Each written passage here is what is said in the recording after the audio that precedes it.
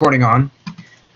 So anyway, as I was saying, does anybody have any questions about Blackboard, or anything, the class? It doesn't matter, but keep in mind that, hopefully by now you've gotten onto Blackboard and been able to click on all the links and figure out where everything is. I tell students the best way to figure out the layout of my courses, I've tried to make it as obvious as I possibly can in terms of the way I label it, and the best way is just to click on everything. You can't get into anything that you're not supposed to get into, and you can't mess up anything. Like, for example, even if you were to click in the exams, and if you see the exams, which I know you can't right now, they're off to you. But anyway, please do that, especially click through the chapters part that's on the left, because that has information, videos, and that stuff. And then, of course, make sure you take a look at the field notebook stuff. Some of you have already been communicating with me about your field notebooks. That's great, saying, okay, good. Here's a picture. This is what I'm calling it and the location. Yeah, that's great. Do that, because then I can get an idea if you're on the right path, right? It's going to be a lot easier rather than the night before it's due. You give it to me, and I'm like, oh, man, you got that all wrong there. So, and again, take a look at the rubric. That's why I provide that. I want you to say a little more than just the obvious. So when you're going with the habitat, so many times I think students freeze up and they go, should I call this a sand pine ecosystem, flatwoods? Yeah, they do have these technical kinds of names. I'm not concerned about that. Maybe in your research you'll find out, oh yeah, that's what that's called. You'll recognize it in the picture, like scrub community, which we don't have a lot of in Lake County anymore, but nonetheless, that has a very distinctive look to it. So you might recognize that, or someone pointed out to you. But if in the other cases, just tell me what other things are growing around. This was growing in the shade. It was growing on the edge of a pond. It was growing up a little bit higher than the other, something like that. Just give me something that says you looked around the habitat. There were a lot of pine needles on the floor. There weren't any pine needles. The bird that I saw, it was in a large oak tree, or maybe if you don't even know if it's oak, you say it's a tree on the edge of the forest. That's what I mean by those sorts of things, is using your powers of observation to tell me something more than just the obvious. You send me a picture of a deer out in the middle of a pasture, and your habitat is pasture. Okay, right? What was around the pasture? Were you way off on a dirt road? Were you on the side of 46? Something like that, right? Sometimes they're kind of hard. Sometimes they're like, I was at the mall. I was on the parking lot. I'm like, okay, so urbanized area, in some description about that. Was it urbanized business, urbanized residential or commercial? You get the idea. Give me something that if someone, oh gosh, for some reason dug up our notes from hundreds of years from now, right? Let me turn my camera on. Oops, there we go. All right, there. So someone dug up your notes and they went, oh, look at that. Back in what year? 2017, Jordan records that she saw this insect, in her field notebook down at the what the heck's that mall name now? The Viaport Mall, right down the road where I go eat lunch, right? And someone goes, those insects aren't in Florida. And they're like, well, back in 2017, they went, oh my goodness, and that's how that stuff happens. I mean, maybe not, but I think it's kind of cool because remember, this stuff gets posted electronically in your portfolio, and you can make it public or private, but whatever. That stuff is always around. So who knows? You could contribute to science somewhere down the road, right? Wouldn't that be kind of cool? I mean, you might be dead. Who knows? But anyway. Again, feel free to interact with me. There are these emoticon things you can say if I go, what, you guys got any questions, or is that good, or any of that sort of stuff. But I in spite of the face-to-face stuff, it's really, and that means we got to work a little bit harder at this. I do really encourage you guys to interact with me. And as the semester goes on, I'm going to say this because I see it in my other classes. I find that the folks who don't get online, there's fewer and fewer of you. And I think it's because you go, oh gosh, I can listen to it later. That's great, long as you're disciplined that way, right? Long as you are disciplined enough to listen to that lecture, say, I don't really want to do a 1 o'clock. I really, I'll listen to it tonight before I go to bed or something. Thank you, Jesse. Good. Yeah. If pictures helps, because then, I can, of course, there's only, 8 or 9 of you, so I should get pretty good. All righty. So any questions on material, Blackboard, anything like that I just went through? Anybody, they need to talk to me about something? I'm here after class too, so if you need to talk to me about that. And also, if you sign on early before class, I'm usually here. I got this thing loaded usually about an hour before because I'm paranoid it won't work. But although it has worked pretty well, I can't. Oh gosh, I just color-hearted there, but nonetheless, all right. Oh, now let's go into chapter 24. Right, get real excited about this because in the first two chapters, in chapter 22 and 23, we talked about basically the theory of Darwin's evolution. Anyway, you understand natural selection, his mechanism, right? And that's really important. Don't get me wrong. But on an exam, if you think, oh my gosh, what's he going to ask me? Am I really going to get into the geologist's name a whole lot? Like, oh, tell me what Hutton talked about. Tell me what, who's the guy with the beard? Gosh, I can't remember his name myself. Anyway, probably not. I'm not a big dates person. I'm like, when did Hutton live? 17, blah, blah, blah, blah. But I might want you to be able to pull that in and tell me how that influenced Darwin. So I might not say, hey, what was this geologist who wrote uniformitarianism, right, and all that sort of stuff, and what was his name, and what year did he live? But I might say, how did the geologist's theory of uniformitarianism influence Darwin's idea about how life evolved on Earth, right? You see what I'm saying? So the questions, sometimes students are like, what do I study? I'm like, I don't know how to really answer that because it's a matter of being able to understand what are the big concepts. And I can help you with that because I can say, here's what I'm talking about. For example, I do like essay questions. There will be an essay question on your first exam. And as we go through the material, you can find those kinds of things that I would love to have you dissect in writing. That's why I love reading y'all's writing. When I give you some big picture thing and say, okay, tell me the nitty gritty little tiny details. And you're like, oh gosh, does that mean I got to get all the spellings and write and all that? I'm like, I'm not real phonetically. I tell folks in the ballpark. But I'm really impressed when you're putting things together and putting concepts together, right? So when we get closer to the exam, which is not too far away, right? 2 weeks, I think. But anyway, I'll try to, get you more of an idea of the kinds of things I want you to be able to elaborate on. I think it'll make sense. All right. So what we're going to do in chapter 24 is we're going to keep going down the road, this whole road of evolution, because what we've talked about so far is the fact that populations can change. Please put that in your notes. Populations change equals evolution. And then put the non-equals thing. Not necessarily by natural selection. Evolution is the result. Populations change. Natural selection is a mechanism. Just one. Remember there's genetic drift, right? And then there's gene flow. And neither one of those, drift or gene flow, neither one of those has anything to do with the organisms that have some advantageous variation leaving behind more offspring. No, not at all. The drift was... A boulder just rolls you over, oh man, Harry, you and them dumb red plants grew on the edge of the field there. You shouldn't have grown there. Come on now, right? These things that I talk, chance. The birds and the founder effect. Oh, students get that confused all the time because they go, well, wait a minute. The founders get out to an island. They lived. They must have adapted. Yeah, okay. The success stories. One of the things I'm going to hammer into y'all through this evolution the rest of the semester is we only see the success stories. Okay, when we look around today and go, whoa, look at all these critters. Holy cow, amazing. Look at the diversity. Look at the thing down below. I love this. Is kind of a cool little picture. They call it a tree. It's more like a bush of life, right? So we go back from the universal common ancestor down here, and and then we got mammals and reptiles and flowering plants and cone plants and all kinds and right?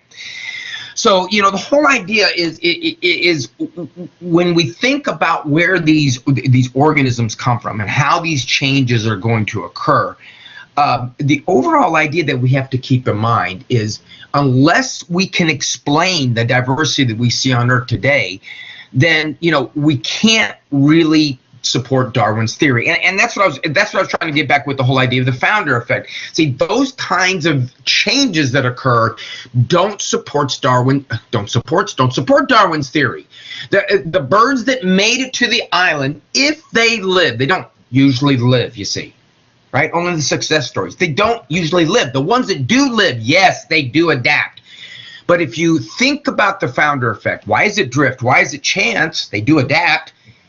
If they adapt, how they got there, how the initial frequency of genotypes changed. We had all the different colored marbles on the mainland, but on the island, the marbles were a little different proportion. They weren't whatever the proportion was in the mainland. I've used that slide for years, and I'm not going to sit there and count the doggone things. But anyway, all right, it was chance. This group of birds, whatever, the wind and blah, blah, and they made it to this island. And then they survived, because most of the time, 1 out of a million, they probably go extinct, and we wouldn't be talking about them, for goodness sakes. Now, Darwin's finches, what we got there, 13. This is an old picture, because I think they now say 15. Or 17 or something like that. They're an example of the founder effect. The founder effect driven by chance. Some bird, remember Ernst Mayr said it might have just been one female with an egg. Just flying along the coast one day, this finch-like ancestor. I'm trying to flap my wings, but the camera's not pointing in the right place. There we are. I'm flapping my wings, flying along, and tailwind, and whatever. I don't know. Maybe some predator grabs her, drags her halfway across, and loses grip, and she glides down on the island. She survives, probably dies, but she does survive. Let's say, the egg hatches and blah, blah, blah, blah, blah, blah. We're not going to worry about inbreeding. I get it. That would be a problem. But nonetheless, whatever, right? If those organisms adapt, if those birds on that island, they're different genetically than the mainland population on average, right? Because it's only one bird that made it there. That's kind of limited. Your genetic information is only one, unless you get some identical, right, is 1 in 7 billion folks on the planet. You see what I'm saying? So think about the founder effect as these birds that were lucky enough, in the case of birds, and happens in other critters, made it to this place, and then when they got there, then they kind of switch. Think about it. It's kind of cool. Then the whole process switches from genetic drift, the founder effect. The founder effect is a type of drift. When we say drift, we say randomness, okay, luck. You don't win at dice because you blow on them the right way or whatever. We talked about that in class. But once they get to the island, after they were, or she was lucky enough to get to the island, then if they survive, it's going to be through adaptation. Then we switch over to natural selection, okay? Then we switch over to natural selection. But a biologist who comes in was going to be doing the Hardy-Weinberg. If he did the Hardy-Weinberg on the one bird, well, that wouldn't be able to work mathematically, but let's say to a very small group of founders on the island over here, right? Did the Hardy-Weinberg like we did in class with the beads, and then did the Hardy-Weinberg on the big population, big ones, it would be different, wouldn't it? It might be substantially different. It'd be like us going through, the class tomorrow, or whenever we're together, and getting the average height of everybody in the room. How accurate do you think that would be? Some of you've had stats, you know what I'm getting at, right?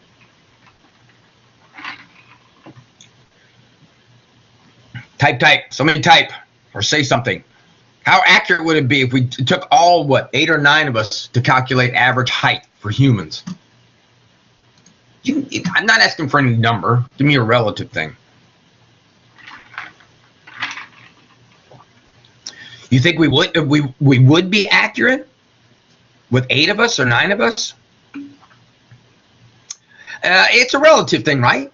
It's a relative thing. If there were 800 of us, right? It's the whole idea that we collectively as a group in that classroom, I don't see any really super tall people that I recall. I don't see any super short folks, but whatever, right? Heck, in a classroom of 8 people, if there was one guy or one woman who was 6'6", that would drive the average up beyond average with only just 8 people.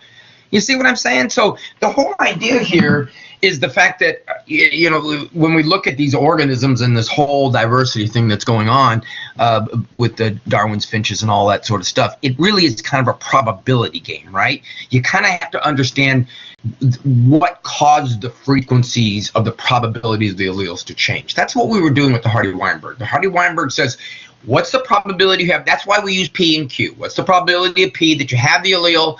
What's the probability that you don't? Now, if you're thinking, what about multiple alleles? No, it's the probability. You have the allele or you don't. No matter how many alleles there are, you either have it or you don't. So the probability becomes very complicated with genes that have more than one allele. And I'm hoping that's making sense to you. All right, again, as I'm going through this, don't let me lull you into some, afternoon haze or something like that. Let me know if you guys got questions. Sometimes it's easy to do that. You're sitting over there. Maybe I should have this thing where I can like splash it with water or something like that. Okay, so a couple of quotes. I like quotes because I go back to the the ancient texts. I go back to get some inspiration or some idea what they were thinking back then. That's why I got so excited about Darwin's I Think the other day. We were looking at class. I took a college course in the history of biology. It was awesome. No, I'm sorry, history of science. It was great. It was taught like I can't remember if the guy was a history guy. I think he was. But how science kind of, the history of science, the scientists and how we discover things. It was so cool.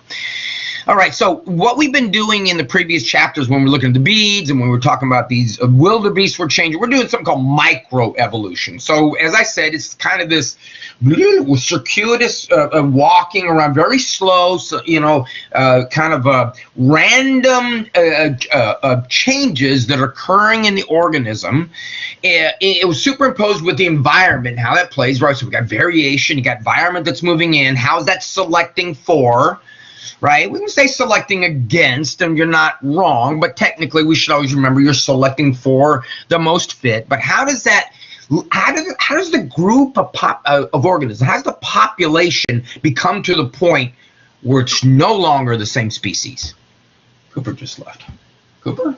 Anyway, right? Where does that happen? Where does variation? Oh, this is a good quote. You gotta write this down. Where does variation become speciation? Holy cow! I need to trademark that. I'll write it. Where does variation in an organism? You and I, we're different, right? Okay, we're not the same. But where does it lead to a new species? Where can you say dog, cat?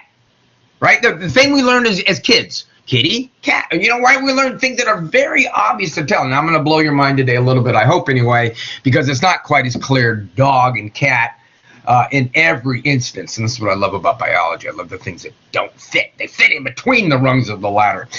So we're going to be looking at macroevolution, right? So beyond, species, how do we create new species? How do we create new genera? And this should actually say beyond the... Yeah, it is beyond the species level. Anyway, how do we go with that branch that we looked at the beginning? That one, and then it branches out. How do we get there, right? And listen, this is so important, and that's why I put these two quotes. T.H. Huxley, I'm looking at the one at the top, 1882, was a friend, a contemporary of Charles Darwin. He was sometimes called Darwin's bulldog because he was rather... demonstrative about his support of the theory. Like when you go to talks, he would shout people down, and Darwin wasn't quite that way. Darwin was a little more reserved. But so Huxley, a scientist in himself, would be the guy going, "No, you're wrong, sir," and whatever they do, and then it's like, I love that when you watch like the British Parliament now and they yell at each other, they start yelling. I'm like, yeah, that's so fun. Anyway, so Huxley has this quote. Look what it says. He says that this is in 1882. He says, if it could be shown that this fact, and you're like, what fact? Well, in the quotes it says there, whatever those are, brackets, that the differences between groups, the gaps, the dog and cat, the cat and fish, the fish and pine tree, the one type of bacterium and the other, the species, the groups that the back here. The gaps between the bush right here at the top, right? If it could be shown that those were always there, right, that had always existed, okay, that would be fatal to Darwin's theory of evolution. Completely fatal. Because here's why that would be. That would go and completely jump back to what Aristotle was saying. That would say that the different species that are around today were always different. They were created different, or they evolved different, if that's, wouldn't be using that word. They arose already in different places, that they were never part of this UCA, this universal common ancestor. Then Darwin's wrong. Darwin's wrong. What happened? That totally throws the theory out the window. Okay, and you say, well, they do that back then. No, they did not. A lot of folks did not.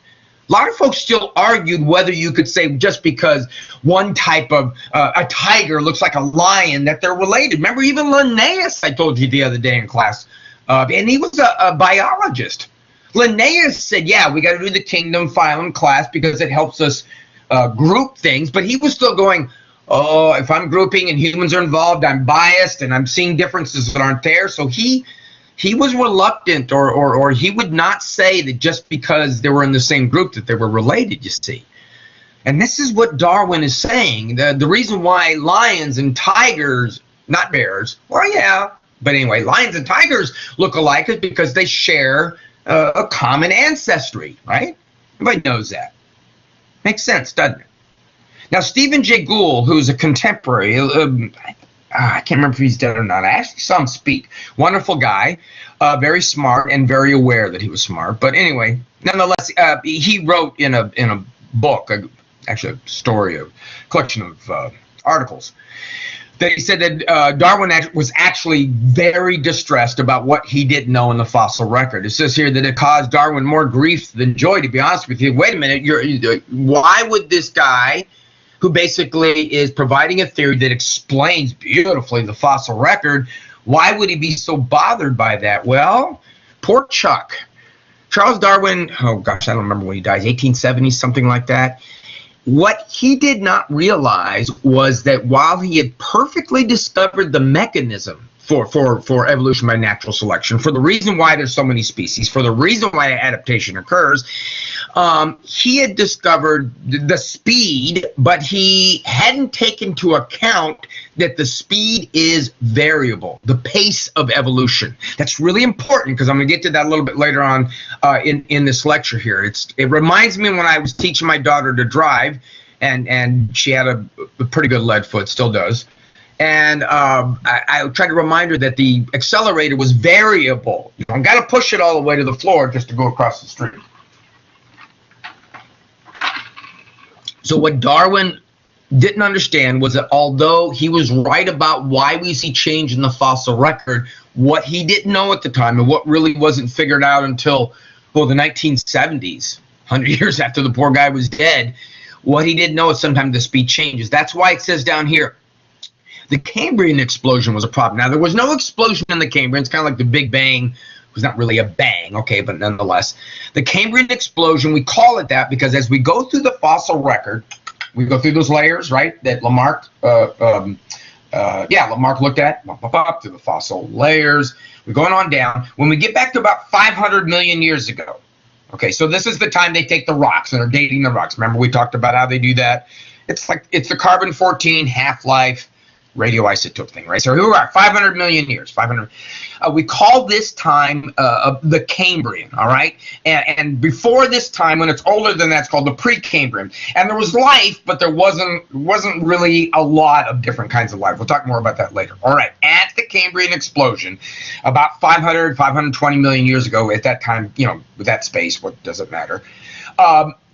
Almost instantly, not really instantly in geological time, very quickly in geological time, a whole bunch of different kind of critters showed up. Boom, boom, boom, boom, boom, all over the place. You start digging, you're digging. Oh, okay, I see these guys. Oh, okay, these guys, now I notice now there's 3 of these guys. So maybe speciation. All right, that's cool. But in the Cambrian explosion, it would be like you'd go, oh, now I see 3, now I see 300. What the heck? Darwin said, okay, the Earth is old. I'm getting that from the geologists, but the problem he had is if you looked at the Cambrian explosion from another viewpoint, you might go back to the whole idea that it's separate creation, that they separately arose. How did all these species, how did it go from 3 to 30 to 3,000? I don't know if that's the numbers I use, but still a point is the same. Almost overnight, within 20 million years. Now you think, oh my gosh, 4 years in college, I can't stand on my head that long. But 20 million years geologically is nothing. Earth's been around 4.5 billion. Life's been around 3.5 billion, so that's nothing. All right, where was that? Yeah, so the Cambrian explosion, boom, all these fossils arise at one time, and God was like, oh man, I'm screwed because I'm saying it doesn't happen that fast. It can't happen that fast. But it did, Chuck, unfortunately. Too bad we can't tell you, but it did. And I'll talk more about the Cambrian explosion later on. But you see, that's the whole idea. Because Darwin's idea of evolution was exactly the way they have drawn there on the left, going back to the beginning of the slide. Microevolution and macroevolution, Darwin saw it as this very, wandering kind of path, very slowly, kind of like, slowly moving in a particular direction, right? And not, well, actually take that back, strike that. No, moving in a random direction. Imagine like the feathers sometimes when you see if you're out in the inland waterways, or if you're canoeing, or it's nice, a nice calm lake, how it blows across the lake, maybe, right? Just kind of a randomness, right? Which would take a long time. So keep that in mind, that Darwin was supported. And the way Darwin, the mechanism, he's still correct. It's the fact that he's like my daughter. He didn't realize that sometimes evolution goes a lot faster than he thinks. But we'll talk about that a little bit later on. Now, let me confuse you, not intentionally, but first, before I confuse you, let me remind you what you know. What's a species? Okay? A species, horse and duck. As children, we grew up knowing what species were. The first time your parents said blonde, you said duck and turtle and, whatever the case may be, you understood species. You said they look different, right? They look different. That's easy. It's not always easy in some organisms, right? Not always easy like in certain groups of plants, especially like we talk about the oaks and blah, blah, and things like that, which we'll discuss when we get into the labs on those things. But for the most part, morphological characteristics, that's what that word means in blue, morphological. Right? Whenever you see the word morpho in science, that means form-ish. Anyway, and for reasons that we'll get in, for reasons that'll become obvious to you as we go through this whole discussion. Now, today, we look at things beyond just the way they look. We look at not just the way you look, but how you do what you do. Physiology, right? You take anatomy and physiology. What you learn is how it's put together and how it works. I always like the physiology part. I mean, the anatomy part is cool, but to me, like anatomy labs are always, it's a humerus, it's a radius, it's an ulna. I'm like, ugh. That was more like how it bends and all that stuff. Anyway, phylogeny, which is going to be the subject of our next lab, has to do with family relationships. So basically what this is saying is just because you look alike or just because you don't look alike doesn't mean you are or are not related to one another. Okay? More on that later on. Just kind of hold that thought in your brain. And then we also look at things like ecology, like what you do, kind of like not only what you kind of look like and the way you work and who you're related to, but kind of it's sort of a holistic view of what makes a species a species. But Ernst Mayr, once again, has probably given us what we would call the definition right now today, the current accepted definition of what a species is. And it basically is considered what we call a biological species concept. And here's what it is. Read it with me. It says I'm getting poor connection. Let me know if the connection is getting wonky, because what I can do is turn the video off. All right. What does Mayr tell us? Or what's a species? It's a population or group of populations. Populations. Now that implies, remember from Bio 1, that you're the same species, right? Whose members have the potential to interbreed. They have the potential. So we might consider the squirrels around Lake Sumter campus and the squirrels around downtown Orlando as two separate populations of squirrels, but they're not two species of squirrels. Why not? Because I could bring them together and there's no reason they can't interbreed and make offspring. And not just offspring. Look what he says toward the end, right before the red. They produce viable. They live, fertile, they can reproduce themselves. Remember, one of the basic characteristics of life, don't ever forget that, is reproduction. You got to be able to reproduce. I always wonder sometimes if life, like the biology of life started on Earth, but the reproductive part was somehow left out. Like, oh well. I wonder how many times maybe that happened before it actually, I guess, took. Now, here's the important part in the red. If you are of the same, if you are different species, then you can't make viable offspring. Even if you make viable, you can't make fertile offspring, because this is where the confusion, this is where the rungs between Aristotle's ladder start coming in. Sorry, Aristotle.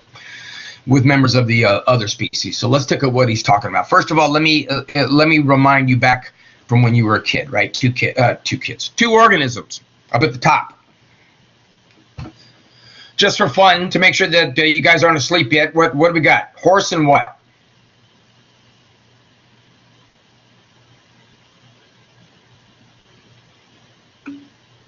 Horse and donkey. All right, and you notice the words that are in red, or in red. Push, I've gone colorblind. In white, in the words that are in white, you notice that we have the taxonomic classification. We have the binomial nomenclature you learned about in Bio 1. We have the species name. We have the Equus, which is the genus of horses. And then in the case of the horse, it's the species name is Cabalus. Now, when someone says, it's very kind of confusing, that's genus and species. So, but if someone says, what's the species of that horse, you don't just say Cabalus.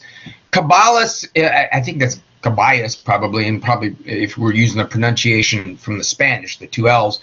But the Caballos or Caballos part is what we call the species. Well, it adds to the species, but the actual definition of species is both those words together. I know it's a little confusing. So when someone says, what's the species, they want genus and species.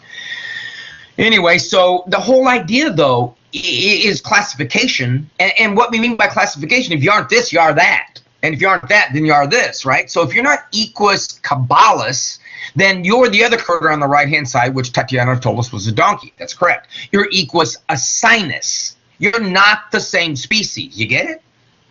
Right? Because those two words collectively, even though you're in the same genus, and even though if you understand what taxonomy was, and even what, what Linnaeus argued against was the fact that they have the same genus names means they're closely related. But notice once again, by truthful definition, by biological, by everything we hold dear as the names of species, those are two different critters. Correct? Everybody agree with me?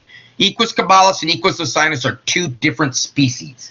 Everybody understand? You don't have to agree. Everybody understand what I mean by that? As we've defined it.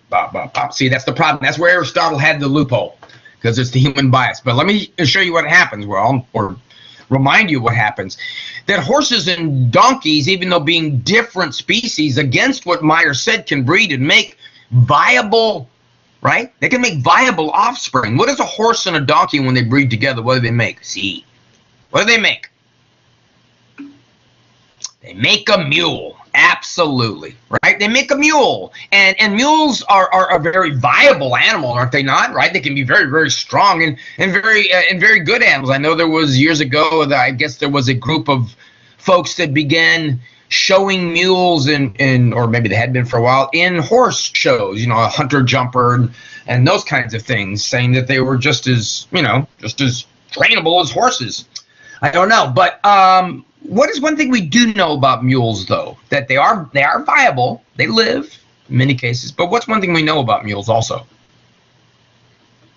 There's something. Yeah, they aren't feral, right? They can't make offspring. So if we go back and we say, ooh, are they different species or are they the same species? Well, if we go back and look at Meyer's definition, they have to produce viable and fertile offspring. So we got them there. Those are two separate species, because their offspring are not fertile. They got the one, they got the viable, they got that really well. As I said, mules tend to be pretty doggone strong and healthy, but they don't produce fertile offspring all the time. Is that true all the time? What Madison wrote. Every time a horse and a donkey mate, do they always produce a mule that is not fertile? Tatiana says yes. Okay, that's reasonable. That's what I would guess. Anybody else? Anybody maybe worked around these kinds of animals, right? Yeah. Again, that's a very based on what I just told you. Absolutely. But remember, that almost would give more evidence to Aristotle, wouldn't it? And would say, wow, there is a difference between these critters, right? But believe it or not, every once in a while there are instances, and I can't remember the particular names depending on who was the female and who was the male in the particular interaction. But mules that are born can occasionally be born fertile. They can be born to the point where they can make another offspring. I guess they could mate with another mule and make a double mule, or maybe they go back to a horse. I'm not, genetically as far as that goes. But yes, there are occasions. Rarely it happens. I think the Romans, I remember looked this up one time. It was kind of corny, but I do think it's sort of cool. The Romans had an old saying that was translated as when a fertile mule is born, and it basically meant, hey, they're I don't know, what's a good Roman name? Caesar, when are you going to pay me the money you owe me? Yeah, when a mule is fertile, and that was an insult to whatever back then. I'm not sure. Maybe if you translate that in Latin, it sounds a lot better. But you get the idea, right? It does occasionally happen. Now, keep that thought in mind. I know that's not Meyer's definition, and I sort of seem to have erased what Meyer said, but I'm trying to make a point. Oh, by the way, when you see this written like that, that's a hybrid. That's the scientific name of a hybrid. The X in between indicating that the two species. That's what you would call a mule if you had to give it a scientific name. Okay, now these guys. I'll bet you they do. I bet you there are instances they made on their own. I mean, we did obviously because we understood mules had a really good use, especially for farming. But hold on that question for just 1 second, because I think maybe in the next slide after this one, I might be able to answer that. I mean, if horses and donkeys in the wild are close enough to one another, I have no reason to believe that they wouldn't. I mean, it's not like they're forced to when humans. When humans set it up, right? Everybody knows these guys, right? Everybody knows Canis familiaris. I picked a shepherd. That was a beautiful picture. German shepherds are beautiful dogs, and I thought that. But you know what? I really think I should have picked maybe one of Cooper. Where's Cooper's picture? Oh, he's gone. Anyway, Cooper's a Cavalier of King Charles, and I always like to I don't know, joke with him. I know, joke with him. But anyway, we have coyotes in our backyard, and sometimes at night the coyotes eat up and down. I love it. I mean, I know coyotes are a pain and all that sort of stuff, but I do love hearing wild dogs, But anyway, coyotes are Canis latrans. I've actually seen a couple up around Leesburg, like coming up on the 441 one time from 46. One morning I saw a coyote. Anyway, I like to remind Cooper that those are his much meaner cousins. But let's take a look at this using the same logic that we did with the horse and the donkey, Canis familiaris, and then of course the wild one is Canis lupus, and they make those hybrids down below. Wogs. Wolves. They make wolves. No kidding. They make wogs. Anybody familiar with this this organism, a wog? I knew a fellow who was selling German Shepherd guard dogs up in South Carolina. He called them timber shepherds because he would breed them, through successive breedings originally with a timber wolf. But anybody familiar with anything about wogs or know anything about wogs at all?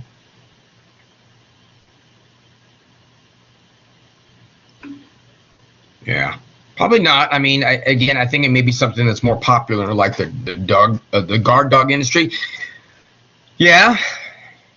And female or male, Tatiana? The wog. I mean, I know, not your friend. Yeah, that's these are interesting critters because, again, I know you're looking at this going, nah, you're not going to fool me this.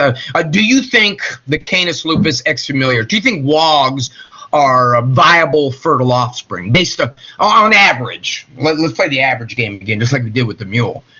But on average, are wogs fertile or infertile based on what we just talked about with the mule? Now, you can look this up online. I don't care, but press me by, well, heck, you could guess and get it right. Yes, and not only are they fertile, but they are fertile most all the time.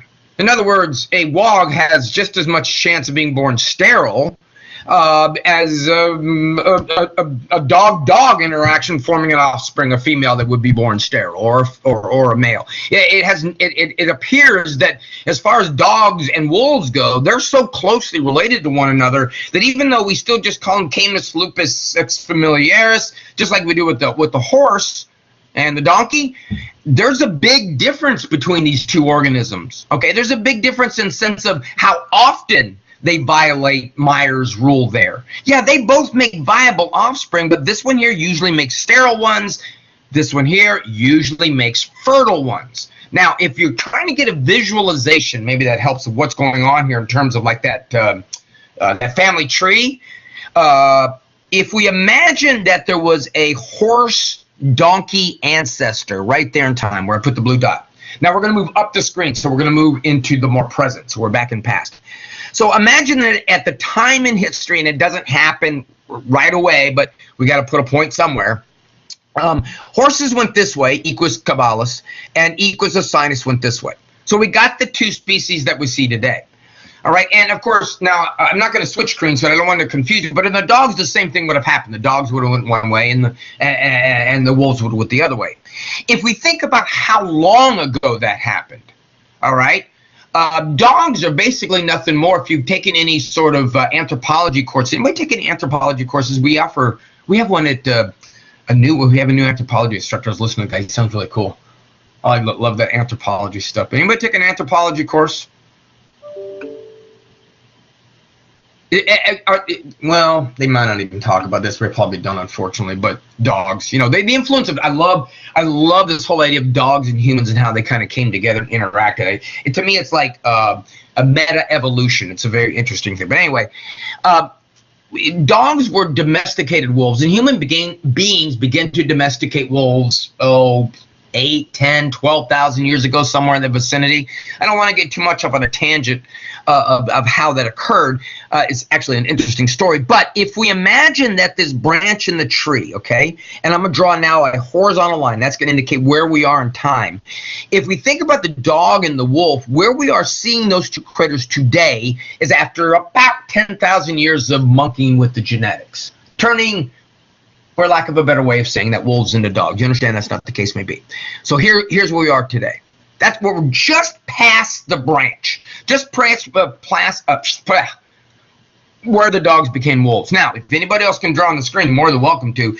Where would you put the line where we are today between horses and donkeys in relative to the one I drew for the dogs and the wolves? So where would you put that line? Where are we on the branch between those two compared to where we are? Now, if nobody can draw on the screen, then I'd have to know that too, but I guess I won't sit here too long.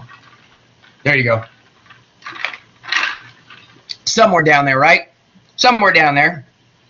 Yeah, I mean, you'd have to, it doesn't matter the distance between, but yeah, definitely further down the path. So further down the path, there's going to be a few violations of Ernst Mayer's rule.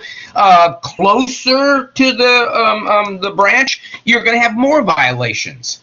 Is Ernst Mayr wrong in his definition of a species?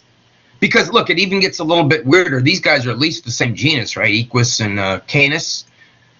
This is Tatiana's question about horses and donkeys mating on their own. These are bottlenose dolphins and hybrids with not something even of the same genus, a closely related genus, but called Pseudorca crassidens. Those are called wolfins, right?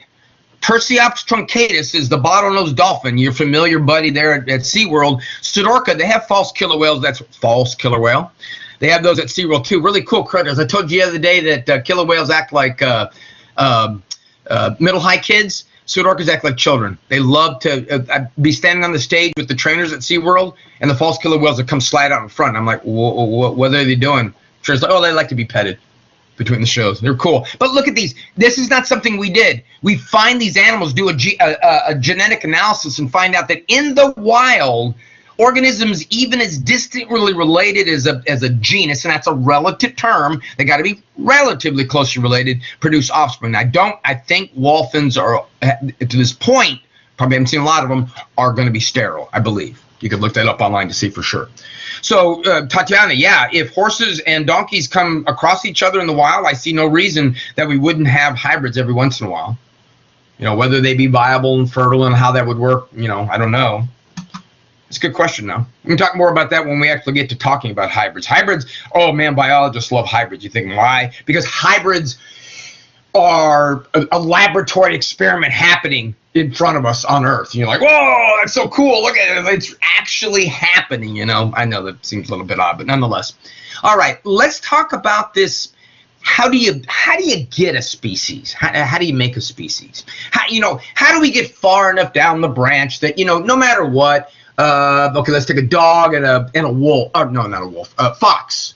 Foxes are, I don't even think they're canines, to be honest with you. But anyway, foxes are in that doggish type group, but you could never get those two to mate and produce certainly any viable or fertile offspring, and even if you did, right? Even if you artificially engaged in this process.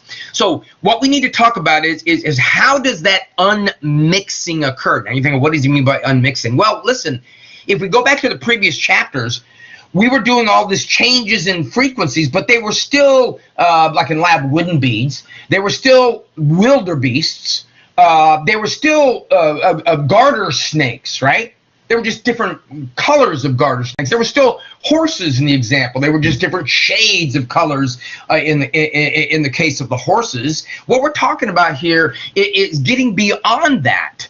How do we get organisms that aren't the same? So how do we get them to unmix their genetics? Because organisms being the way they are, if you keep them together to one another, if they have the ability to do it, they will reproduce, right? We know that from the very simplest prokaryotic organism to ourselves. Given the opportunity to reproduce, we will, right? You understand that. So here's what you got to do from a biological point of view.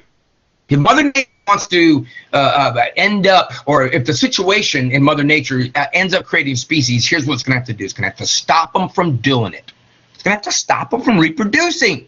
You're going to have to do something called reproductive isolation. Why reproduction? Why? Because when you reproduce, you mix your genes. And when you don't reproduce, you don't mix your genes. What I say, dogs? No, wolves.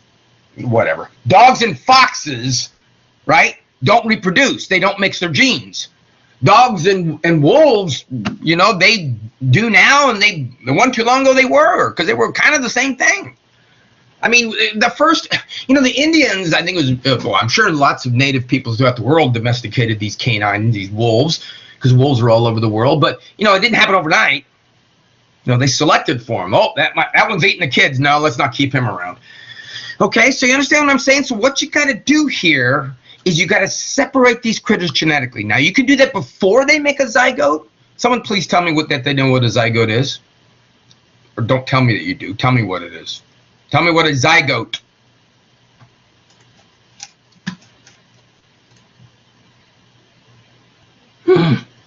My goodness. Nobody from Bio 1 remembers what a zygote. That's an important word. Homozygous, heterozygous. You know, it's all. Yeah. Yeah, it's that first cell that you are. It's a fertilized cell. Now, why worry about the zygote so much? Because at that moment, genetics is determined, right? That's when the old, I was going to say positive and negative, holy cow, dominant and recessive starts happening and da-da-da-da-da, right? It makes you at that particular, you ain't a you until that happens because you're only half a you. If that makes sense. All right, first, prezygotic berries, then let's say that, if you think about these little arrows that you see with the do not enter signs as being hurdles that have to be jumped through. But let's say these two different individuals, the blue individual of a species and the, was that yellow or orange? Anyway, let's say they get beyond all those prezygotic barriers and they move into the barriers that may occur after the offspring are born. Now, this is actually where the mules would fit in, right? If you're thinking about what I said about mules, mules would fit right about there. Reduced hybrid fertility. We didn't say eliminate hybrid fertility. Hybrid fertility, in other words, the hybrids aren't fertile. Okay, so if you reduce hybrid fertility, then that's where the mules would be. You know, then the dogs and the wolves would be someplace further back. All right, now we're going to go through each one of these, but they're actually they're actually very simple, especially the pre-zygotic ones. I mean, look at the first one. The first one says, how do you keep organisms away from each other? Now, again, think of these as a sequence of ding, ding, ding that you have to get through. A sequence of hoops you got to jump through before you get at the very end, look what's at the very end, a viable fertile offspring. Most every time again.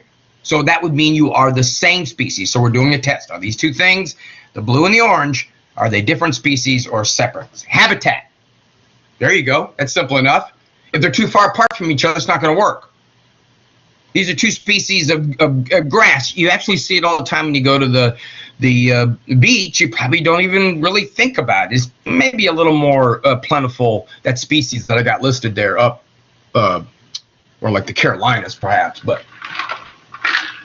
these two organisms have different names. So we understand that already. It means different species. But the only reason why these things don't produce viable fertile offspring is because they're across the ocean from one another. If you move Spartina alternifolia to Europe or vice versa with the other species, they produce and make viable fertile offspring most every time. The only thing that's keeping them two separate species is the fact that, again, they're across each other from an ocean. Now, are they continuing to change? Yes, they continue to become different than one another because they are two separate groups that never mix. As a matter of fact, the interesting story about Spartina in the United States is, where did our Spartina come from over here in North America? It came from seeds that were carried aboard ships that left Europe during the European movement to the North America. Columbus, Magellan, Cook, all them fellows that came over here, or I'm sure there are plenty of women as well. They, in the seeds, in the ship, in the bowels of the ship where they carry water, they were carrying the seeds of Spartina. So some of those seeds would get out over here in the North America, and we got this different. So how long ago was that? If you're thinking about the branches in the tree, you know, when did the European, in 1492, Columbus got here, so we're talking 500-600 years. Man, from a species point of view, that's yesterday. Now, so this, for reasons that should be obvious, this is the most feeble. What do we mean by feeble, right? The least sturdy. And the easiest one to overcome. Okay?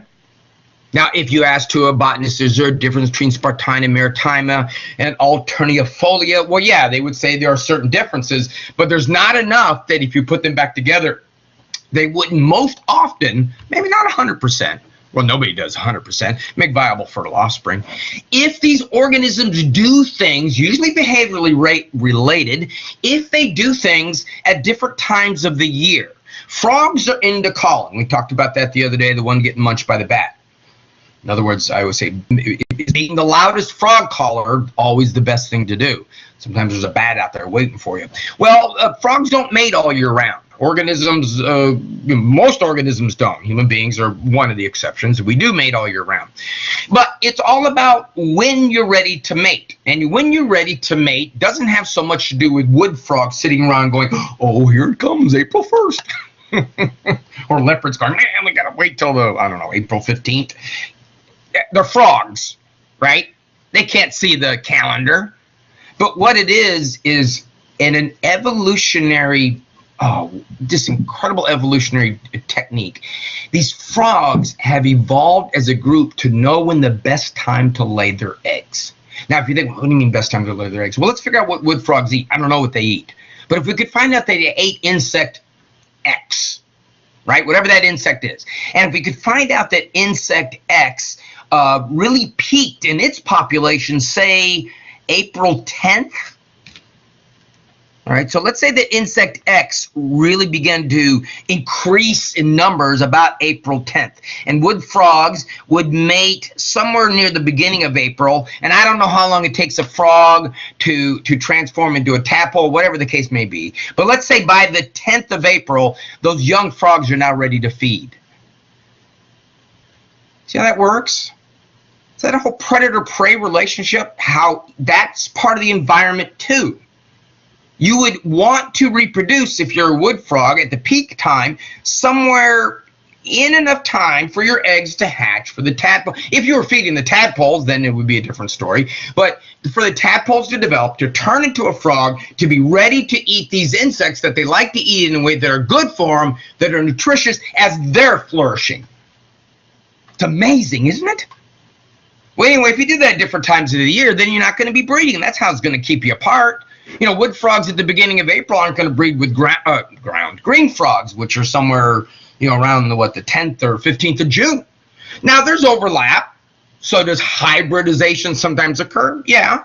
But remember, these are bell charts. So we're talking basically about probability. Well, not really bell charts, but they're peaks, obviously. That makes sense, doesn't it? So if you're not in the same place, if you don't do it at the same time, now, of course, now, keep in mind, this is not going to be applicable to critters that do it all the time. Organisms that reproduce throughout the year are not going to be subjected to this type of, unless, well, no, they wouldn't be engaged in that anyway. All right. How about if your behavior is different? This is the next hurdle we got to clear. What if you live close enough, perhaps you're around the year reproducer, or you're overlap with the leopard and the pickerel frog and all that sort of stuff? This is really great because if you think about it, when the frogs are going crazy, there's a lot of them out there, isn't there? I mean, if you listen really closely, you can really pick out the different, that's a call, that's a different call, right? You may not know who they are. You know, there's one, if you hear it, you can get a sound of it. It sounds like clicking two marbles together. All right, I'll let you figure out what species that is, but if you hear that sound when you're out by the water going click, click, click, like if you take two glass marbles, click, click, click, click them together, that's exactly what it sounds like. All right, behavioral isolation in terms of the frog means that you might be a closely related species, but down below you see the frogs and there's little, sonograms. Isn't that what they are? Sonographs. Maybe not sonograms. That's a sonograph. This is what little junior frog looks like. No, what that is a pictorial display of their song.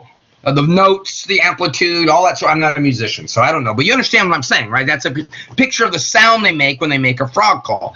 So if you're calling different calls, they're kind of alike, but if they're far enough different, then the females of one species aren't going to be attracted to the male of the other because it's typically the male.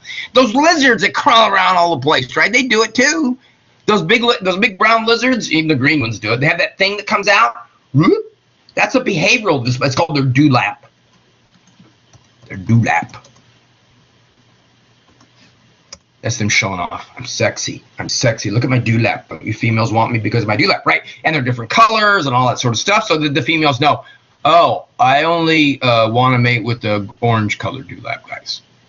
I mean, again, these are reptiles. We talk about critters like that having very primitive ways of thinking, right? Birds can dance. Some birds put on a dance, like these two. What are these? Boobies, I think these are called. These really weird island birds. And they blah, blah, blah, do the head thing up and down. And if you don't recognize, if the recipient of your message, and dance is a message, if your recipient of your message is like, huh, then nothing's going to happen, right? Now, again, this is kind of like temporal isolation, though, in a way, because if there's no behavioral component to reproducing, a lot of critters, well, many critters don't have a dance they go through. They don't have a dewlap. They just kind of get together and mate, right? If that's not an issue, then behavioral isolation is not going to help. So, you know, this isn't going to be enough to stop them from mixing their genetic information. The next one is kind of, well, it's very obvious. And I never, ever realized that damselfly penises had so many different shapes. I guess I could have lived the rest of my life without knowing that. When I looked it up, these are samples of different species of the penis of a damselfly. Now, yes, not all insects have penises. There's not all critters have a penis, other than the fact of the gender aspect of it. But damselflies are unique among insects. They engage in internal fertilization. In other words, they need something by which to deliver their end of the genetic contribution. And you can just take a look at this, right? It's a lock and key arrangement, is it not? I mean, quite clearly, if you're a female of this type, maybe you don't want to mate with this type. I'm thinking if you're this female, you definitely don't want to mate with this guy. That looks awful. Or this guy. Anyway, the point of fact is that, tab A is to fit into slot B, does it not? So if that doesn't happen, mechanical isolation, or think, elephant and mouse in the very extreme of that, right? Mechanical isolation. Now, this is not applicable if you're one of those organisms that does what we call broadcast spawning. Not what you think. Broadcast spawning, what that is sea urchins that live in the ocean. Many organisms that live in the ocean go, what do I need to worry about delivering it to her or getting it from him if we're in this soup of water and I could just spew my gametes, sperm and egg out into the water, they'll float around and they can come into contact with one another. That does happen. You're going to have to make a lot of them, though, like I went back to my eel there with the 250,000 eggs, right? You're going to have to make a lot of them eggs because ain't most of them going to become anywhere near an eel. Okay? Now, how about this one? This becomes down to the biochemical part of it. Cells recognize each other because they have receptor sites. So that sperm that's down there on the right-hand side is just about to enter into that egg only because the egg has receptor sites that allow the sperm to bind. This is, again, at a smaller level, the damselfly penis again, right? It's got to fit. So I put it up there as, the language. If the egg speaks one language and the sperm speaks another language, and what I mean by language is a chemical language, right, folks? A chemical language. You learned about that in Bio 1 with glycolipids and glycoproteins. Those things are on the outside of the cells with those shapes. The reason why that is so they can, that's how messages are relayed. Cells can't say, hey, Joe, time to start contracting here if you're a muscle cell. Chemicals trigger all that. So in order to get the chemicals to do that in the case of this particular situation, you got to have the right chemical structure on the outside of the egg to take the particular sperm. So even if the egg and the sperm of species A and B come together in the right area, right, they won't chemically bond together. That's kind of cool. When you take embryonic development, it's amazing. That one sperm, he gets there, and as soon as he makes its way in punctures into the egg, boom, this force field goes up and doesn't allow any other sperm to get in. Right? You don't want to have polyspermy. You don't want to be fertilized by more than one sperm. Oh, unless you're a flower. Anyway, more on that later. All right, so we get over that. We get beyond that. So habitat, temporal, behavioral, mechanical, and gametic. None of these are pre-zygotic barriers. For one reason or the other, you live in the same place, you do it at the same time, you don't really care about behavior, you're broadcast spawning, and for some reason, your egg and sperm do get together. So you do get fertilization, you get a junior. Let's go to post-zygotic. Well, number one, your hybrids die. Okay, boom, die. They don't live long enough to reproduce, and as I said in class the other day, when we talk about it, evolutionarily speaking, unless you live long enough to reproduce, then your genetic information vanishes, does it not? Right? That part of the tree that is you is no longer there because there's nothing. The top of the tree is today. You fell off before you got to today. So Ranapipians, Rana sylvatica. Again, let me remind you, these scientific names tell us different species. So that's how you do the hybrid name, right? Pipians x sylvatica. That does happen. Happens in the wild. The young don't live. The young live a day, maybe two. However long they live, they don't live long enough to reproduce. All right? So now, if you wanted to make predictions, once again, about how long ago these two species shared a common ancestor, that'd be good because that'll be a subject when we start talking about cladograms, right? Cladograms are basically those trees that I've showed you with like the first slide. But if we look at Ranapipians and Rana sylvatica, we say, all right, there was some ancestor to both of them. So relatively speaking, they're kind of just past the juncture. They can make offspring, but they don't live.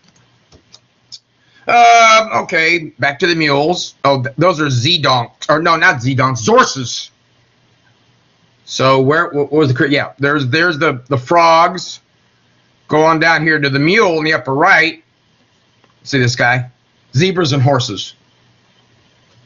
So zebras are equus as well. They're genus, so they're very closely related. So you breed them two together, you get something. I think there was some.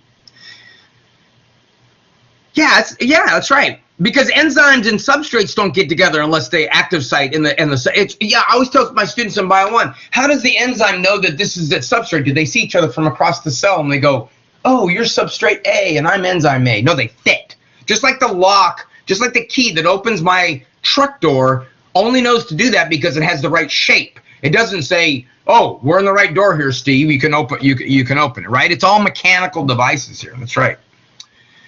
Okay, so you get hybrid sterility, so we're a little bit further down the path. We're working our way beyond these things. Now you get hybrid breakdown. Now where we are, I'll tell that here we are, we're on the third. We're a little bit further down the path. In other words, what we're doing here is we're getting to the point now where we're becoming, further and further and further related from one another, right? Now, if you look at hybrid breakdown, what we say here is you get F1 hybrids. All right, so you get the hybrids. They're viable and fertile, but their offspring are not.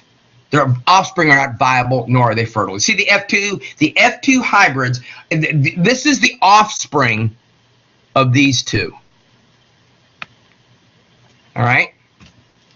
So these organisms have basically separated from each other to the point with most of them being born sterile. This is sort of like you might consider the last gasp of trying to keep those two species together. If you can deal with sustained reproduction, right? Not just every once in a while you throw out a fertile one, right? Not just every once in a while you throw out maybe 10 fertile ones, but you throw out fertile ones most of the time. And those fertile ones have a good chance of living most of the time because they're strong, they're viable, they know how to grow fast. This one obviously doesn't grow fast. These are organisms that they're supposed to be raised in the same conditions.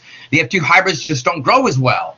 They're not viable. So if you get beyond all of those things, if you can deal with that, if your offspring can live into the future and carry on your legacy, well, then you're the same species. But if you break down into any one of those places along the way, as I showed you back on that slide a few slides ago, then you're different species. Exceptions aside, right? Exceptions aside. And exceptions aside are not bad things in science. Exceptions aside, like the wogs, let us know, or even like the mule, tell us all the time that Aristotle had the right idea about this sort of progression, but he didn't have it right when he thought there was nothing in between the rungs of the ladder. The rungs of the ladder are infinite.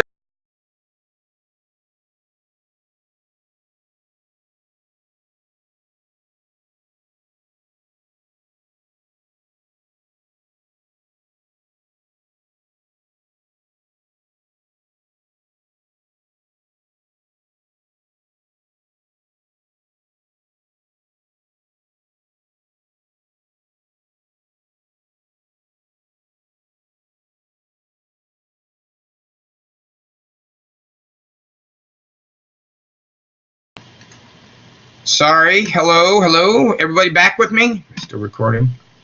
I lost connection there for a second. Okay, good, thank you. Yeah, I'm still recording. All right, so you understand what I'm saying here. So we get to this point now where we're beyond all that, and okay, you're the same species. But if you break down anywhere along the way in this series of hurdles that I showed you at the very beginning, I'm going back, just so right here. If you break down anywhere along the way there, then you're separate species. Then you're reproductively isolated. It can go from the most feeble where it's habitat to the fact that you cannot produce on a continuous basis. You can't produce hybrid that survive. Why do frogs reproduce if they're offspring? Because some of them do. Some of them do. Not all of them do. Right? So it's the numbers. So that's why frogs would do things like, well, I'm going to have a 80% mortality rate, right? Or 90% mortality rate because, man, those little eggs in the water must be awesome for the fish and the birds to eat. But the frogs will say, okay, so I'll produce 120,000 eggs. You do the math, right? It's kind of like the E. coli we talked the other day. And frogs don't sit around and cry about their offspring not surviving, do they? So, there's no emotional attachment. So it becomes a numbers game to them.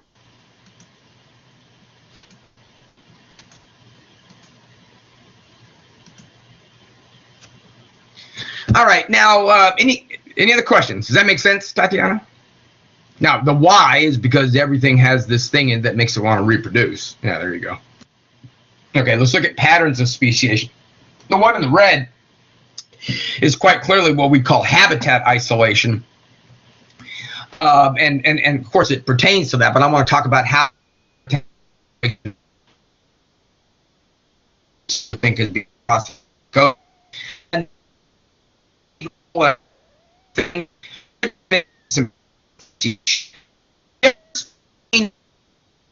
now that we'll go through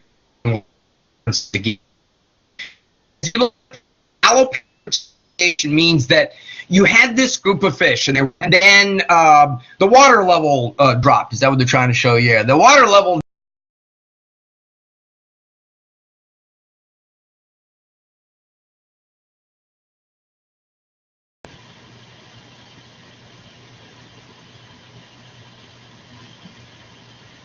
Hello?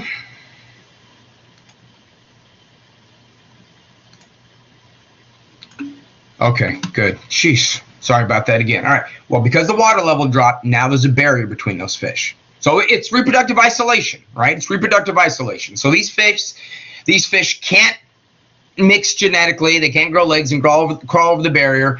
And then what would actually make this even more divisive is, say, after the break, I don't know, the water for the bluefish rose a bit in temperature.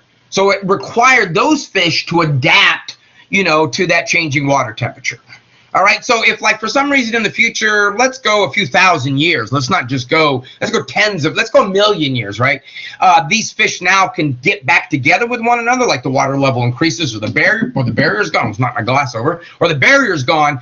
Well, they've been apart from each other long enough. They've been reproducing in their own group for so long that they're now different.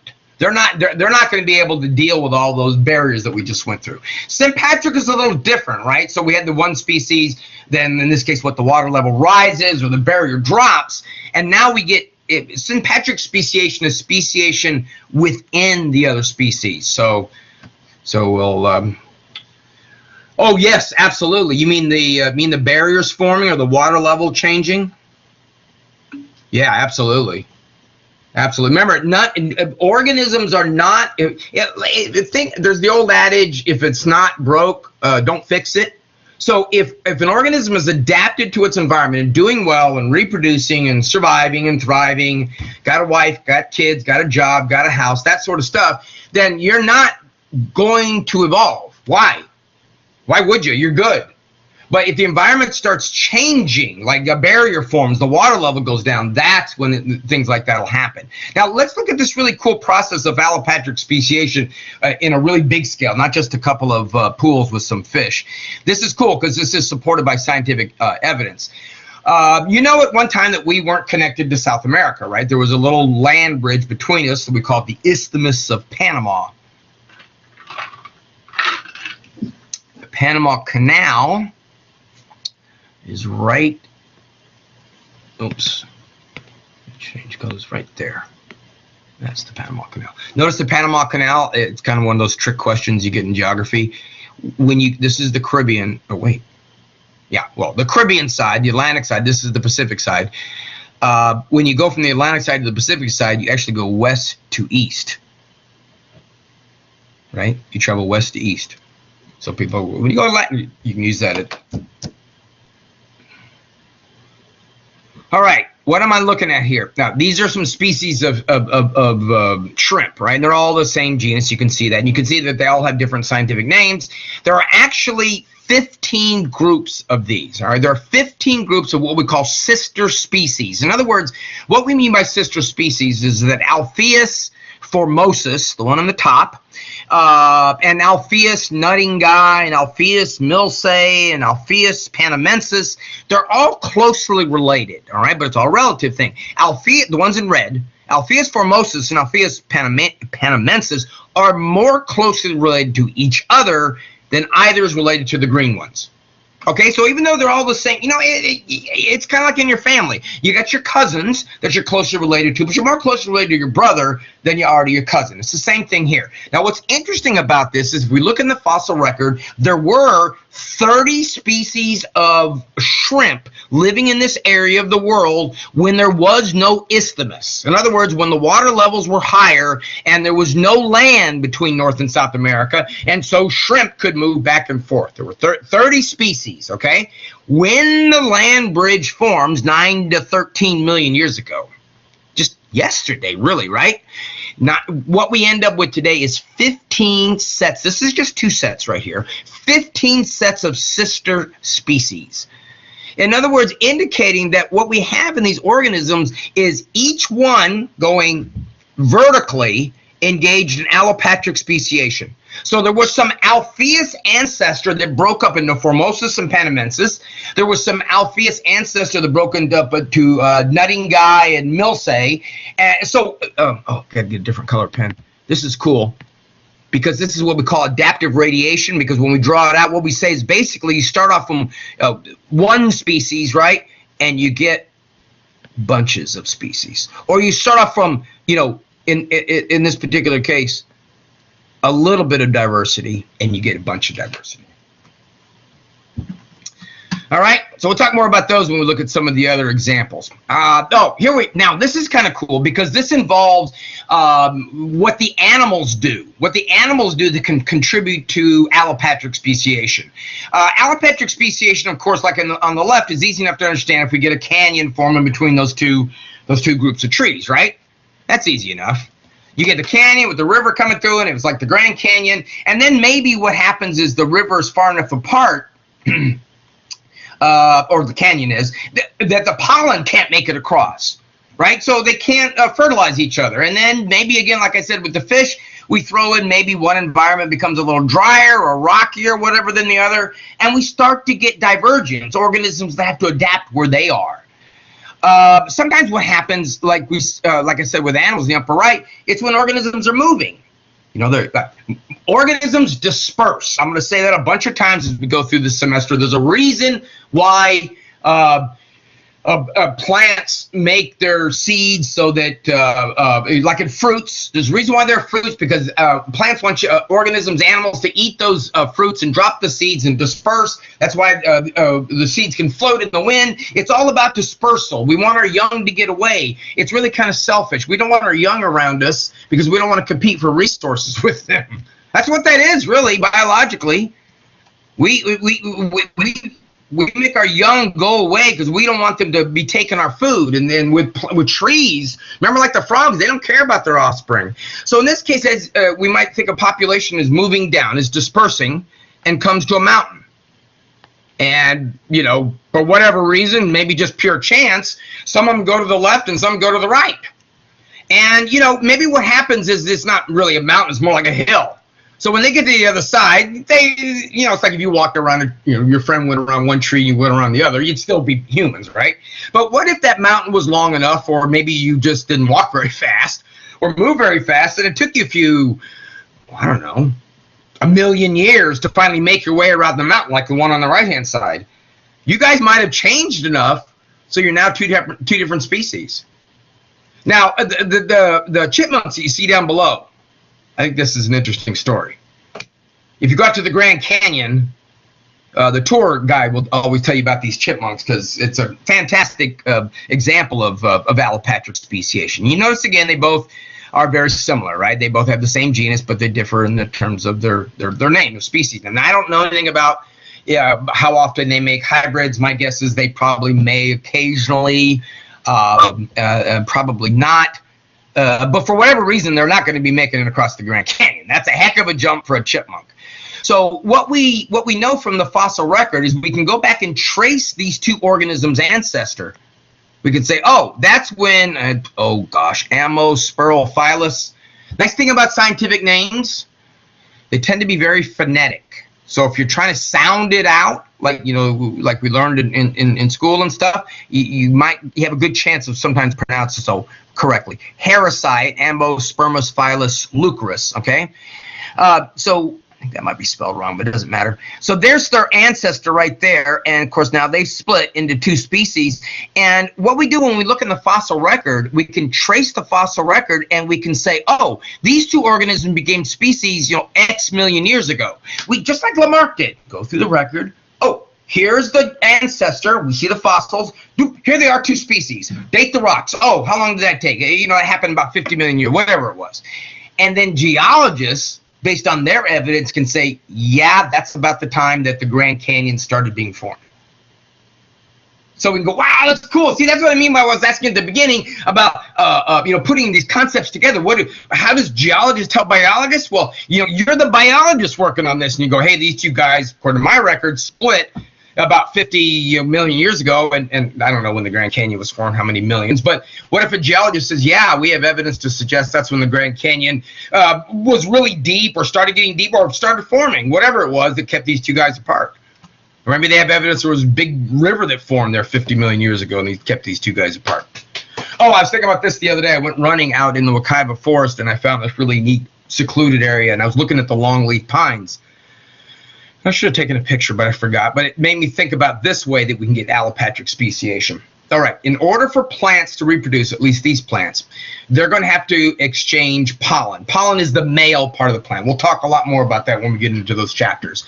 But like the trees in the foreground, these guys up here, the male cones, these kinds of trees generally have male and female cones. The male cones that produce pollen are going to have to, they can of course pollinate trees in their own group, but they are close enough, and forget the X's for a second. They are close enough that if we remove the X's, they can also exchange pollen and reproduce. In other words, back and forth with those trees that have the red X, right? Again, ignore the red X's for a second. And now, even though these trees are too far apart, these aren't. So basically, we still get mixing because they mix with them. Let me reduce my scribbling. So they mix with them. They mix with them. So if you mix with what's mixing, then then it's mixed. The only ones that don't mix, that can't mix because it's too far apart, is these guys. All right. So for years and years and generations and millions of years, those three, we call them stands of trees. Stands. I know it's like we stand. Yeah, those would be called three stands of whatever pine tree that is. These three stands of trees are one population, so they all stay one species. They're all wildebeests, okay? But then somebody comes along. Oh, it could be genetic drift. It could be a boulder rolls downhill. Oh man, boulder, and kills all these. Dead. Okay. Now guess what? You don't have your intermediary, so there's no exchange going on. And then maybe if we add to the problem, maybe this area over here, like I said, becomes cooler or drier. It changes somehow. You see, so this is kind of allopatric speciation, where species are just sitting there, kind of like when the canyon forms, but in this case, something doesn't form, something is destroyed. There's stair step. So that's another type of allopatric speciation. We see this a lot on islands, right? Especially if you keep in mind what I said about the founder effect. And again, when we talk about the founder effect, I'm talking about the success stories, but like these kingfishers that are on New Guinea. The mainland population of kingfishers, that's all one species, but they have a bunch of little islands. Remember I said the other day, a group of islands, and it's important you know what these are. I don't know if I spelled that exactly right, but I think I did. A group of islands is an archipelago. So that Hawaii is an archipelago. Island chains are archipelagos. But archipelagos are important for this process because these little islands represent probabilities of getting there. So the further the island is offshore, the less the probability, the closer, the more the probability. But again, those founders, if they can make it to a bunch of little islands, especially if the islands are a little bit different from one another, then what we get is what I was talking about, adaptive radiation. We have one mainland population of kingfishers, and before you know it, man, this thing is giving rise to a whole bunch of other species too. That's why we see a lot of different species of birds on these archipelagos. That's Darwin's finches again, folks. Darwin's finch, one species to 13, 15, or 17 is what it is. Let me just get into sympatric, and then I'll just get this slide, and then I'll go ahead and call because we are at 2:30. But hold on. All right, so go back again now. Sympatric speciation, allopatric speciation. If you're thinking what's different than habitat isolation, well, nothing. It is basically habitat isolation that keeps them separate apart. Okay, it's going to be how successfully it keeps them the habitat separate apart from one another. In sympatric speciation, it's going to involve something that occurs, and it happens more readily in plants than animals, whereby a separate species arises within the group. So what keeps them from mixing in sympatric has nothing to do with being next to one another. See, in allopatric speciation, there are different sides. Yeah, and again, the degree of it is how far apart they are and how long they've been apart and all that sort of stuff. But in sympatric speciation, they're always in the same place. And then so something happens. And many, if you're thinking, oh gosh, I bet you in some species like these fish here, if you're thinking of behavioral, you're on the right track. Many times it tends to be a behavioral component. So that would be part of that other types of reproductive isolation, okay? Now, we'll get more on that tomorrow when we get together at 1 o'clock. As I said, I'll post a recording of this later on today, so be looking for that. I appreciate you all coming to class, and I hope that y'all continue. But if you have any questions, I can stick around and answer those. And if not, have a good rest of the day, and I'll see you tomorrow at 1. Thank you.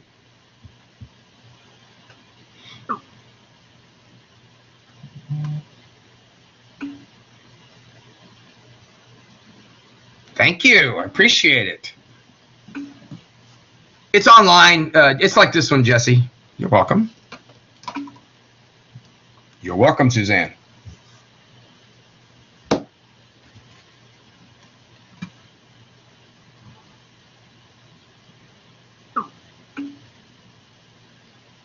You too.